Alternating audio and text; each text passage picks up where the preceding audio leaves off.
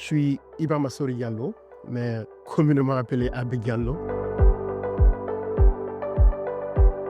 Je suis guinéen, fier de l'être d'ailleurs.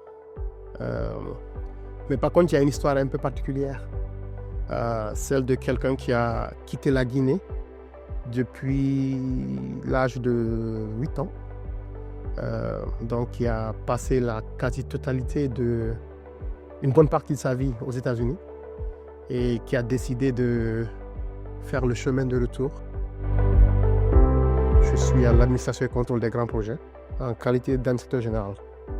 Je porte d'autres casquettes, à savoir membre du comité stratégique Simandou, président du conseil d'administration de EDG, la Société nationale d'électricité. Je suis aussi administrateur à la Sogipami, la Société guinéenne du bâtiment minier, à la CBG, la compagnie guinéenne de bauxite, et aussi au port autonome de Conakry. Depuis un certain temps, nous nous sommes attelés à transformer les intentions publiques en infrastructures qui servent nos populations.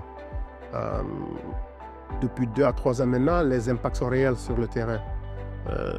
Nous avons généré plus de 150 millions d'économies pour l'État dans le cadre des projets à travers des recadrages techniques et financiers, donc qui ont permis bien entendu de rediriger ces ressources vers des projets additionnels.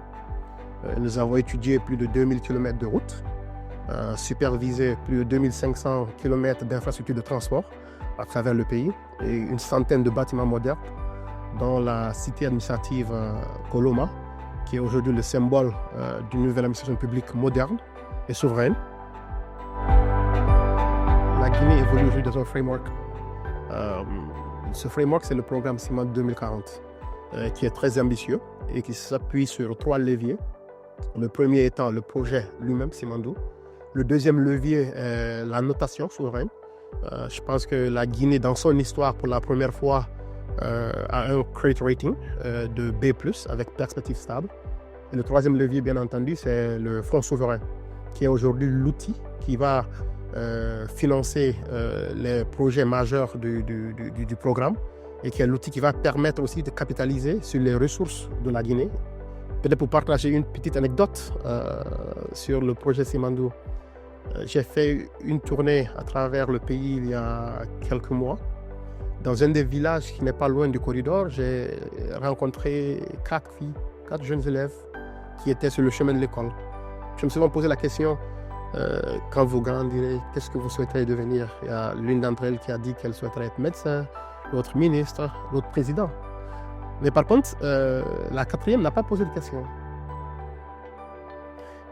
Elle a juste écouté.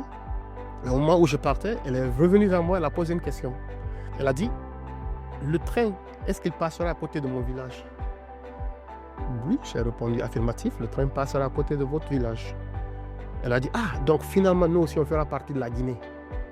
Donc alors pour moi, ça, c'était un élément extrêmement important et qui m'a beaucoup marqué et qui a permis de mettre en évidence l'impact que nous avons aujourd'hui. Parce que je pense que nous-mêmes, on ne se rend pas compte que derrière chaque ouvrage qu'on conçoit, c'est des vies qu'on touche, c'est un espoir redonné à nos populations. Donc, si je devais résumer tout ça en 3 mots, je dirais quelqu'un qui a contribué à bâtir vite, bien, mais surtout utile pour nos populations.